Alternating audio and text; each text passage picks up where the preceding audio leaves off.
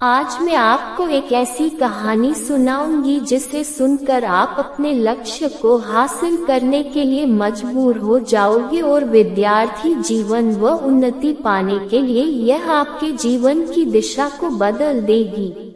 तो कहानी शुरू करने से पहले मेरी आप सभी से एक छोटी सी विनती है। अगर आप सोचते हैं आपके जीवन में माता रानी का महत्व है, उन पर विश्वास है, तो कृपया मेरे इस चैनल को लाइक, सब्सक्राइब व कमेंट में जय माता दी लिखकर जगत जननी माँ के चरणों में समर्पित कर दो। देखना अगले 3 दिन में आपके घर एक बड़ी खुशखबरी मिल जाएगी। हाँ, तो अब कहानी शुरू करते हैं। ध्यान से अंत तक सुनना। प्राचीन समय में विद्यार्थी गुरुकुल में रहकर ही पढ़ा करते थे। बच्चे को शिक्षा ग्रहण करने के लिए गुरुकुल में भेजा जाता था।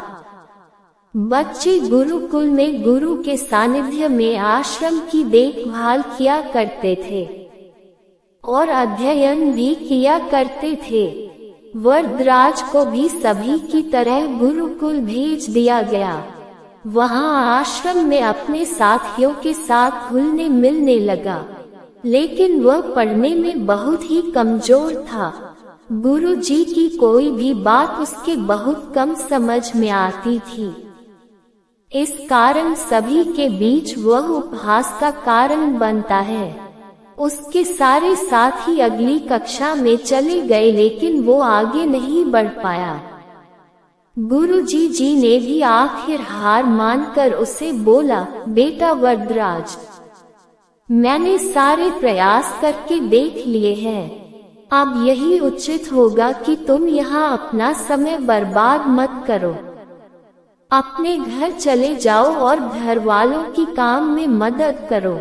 वरदराज ने भी सोचा कि शायद विद्या मेरी किस्मत में नहीं है, और भारी मन से गुरुकुल से घर के लिए निकल गया। दोपहर का समय था। रास्ते में उसे प्यास लगने लगी।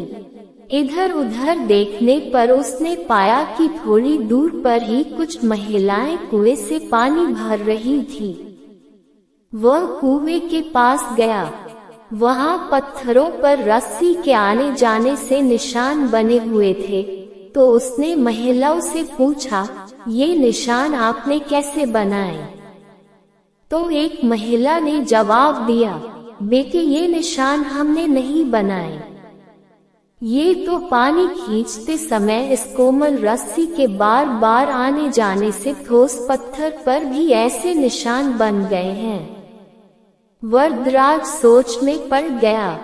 उसने विचार किया कि जब एक कोमल से रस्सी के बार बार आने जाने से एक ठोस पत्थर पर गहरे निशान बन सकते हैं, तो निरंतर अभ्यास से मैं विद्या ग्रहण क्यों नहीं कर सकता।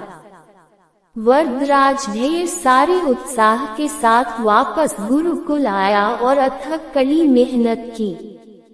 गुरुजी ने भी खुश होकर भरपूर सहयोग किया। कुछ ही सालों बाद यही मंदबुद्धि बालक वरदराज आगे चलकर संस्कृत व्याकरण का महान विद्वान बना, जिसने लघु सिद्धांत कौमुदी, मध्य सिद्धांत कौमुदी, सार सिद्धांत कौमुदी, गीर्वाणपद मंजरी की रचना की। और अब इस कहानी की सबसे महत्वपूर्ण बात बताती हूँ। इससे हमें मूल शिक्षा यह मिलती है कि दोस्तों, अभ्यास की शक्ति का तो कहना ही क्या है। यह आपके हर सपने को पूरा करेगी। अभ्यास बहुत जरूरी है, चाहे वो खेल में हो या पढ़ाई में या किसी और चीज में। बिना अभ्यास के आप सफल नहीं हो सकते हो।